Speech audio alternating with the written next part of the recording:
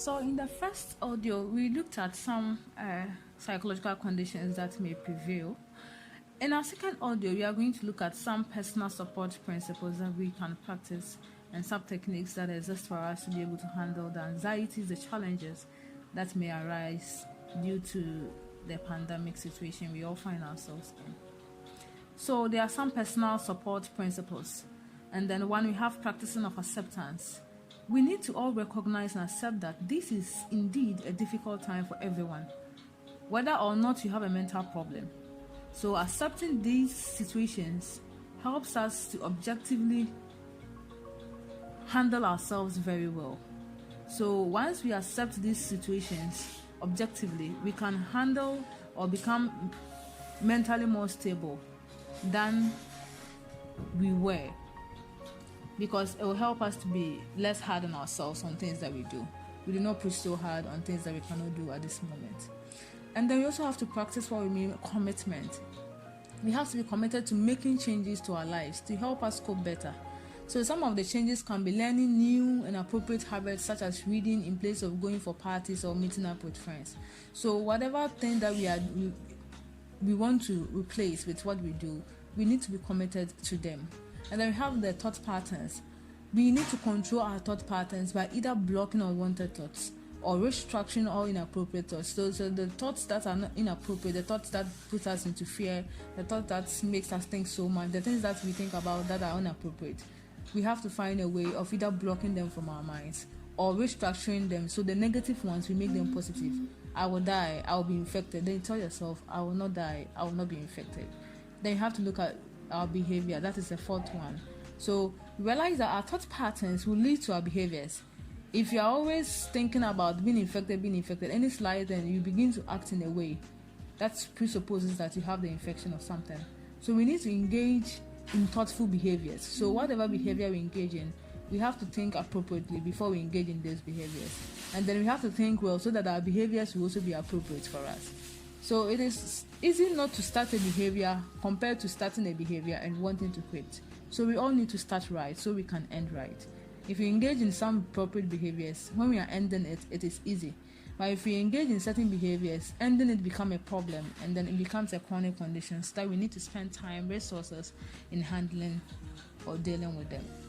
There are also some psychological techniques that an individual can engage in to help the person deal with the conditions, especially when the anxieties are looming and the stresses are presenting itself everywhere. So we can do what we call deep breathing exercises. This exercise helps us to relax a lot.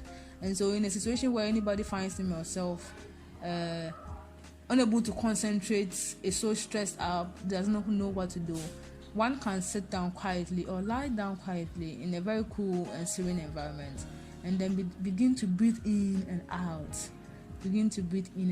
And as you do this consistently, you realize that the system becomes calm, and then you feel a little bit released. Physical exercises is the second thing that we can do to help us cope with the situation.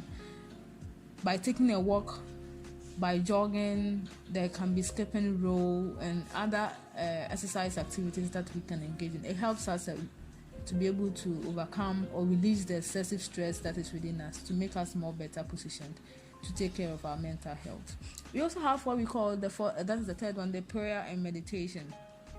The Bible in Philippians chapter 4 verse 6 says, we should be anxious for nothing, everything with thanksgiving and supplication, and we should make our requests be known to God. And so in our fears, God says we shouldn't be anxious, so there's no need to be anxious. All that we need to do is to present our situations to God. And so we can meditate on such words and also use the period to pray. And as we engage in more of meditation, it helps to take away the negativities that exist in our systems, and it helps us better to relax and to trust in God better in situations like this. And then the fourth one that we can do is to have some psychosocial support, and these can come from our family, our friends, our support networks, and then some online resources. So we need to take all possible opportunities at this period to connect, because some conditions thrive on silence, disconnection, and then isolation. So we can handle all these things through some phone calls and then social media engagement. So calling friends, calling loved ones, when we do this, it helps us to be able to connect better, and then it helps us to control some fears. At least it will help us know that we are not in the situation alone. A lot of people are also in it. And in the weirdest sense, which is the fifth point, we have to seek professional support.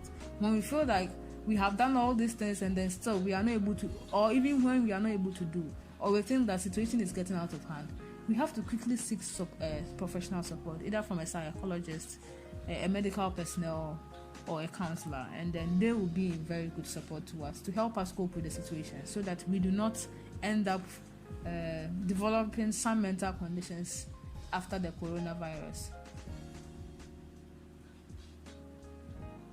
It is our prayer that the good Lord will take care of us all and help us to cope with the situations, so that at the end we will all come out of coronavirus being safe physically and then mentally. God bless us all. Amen.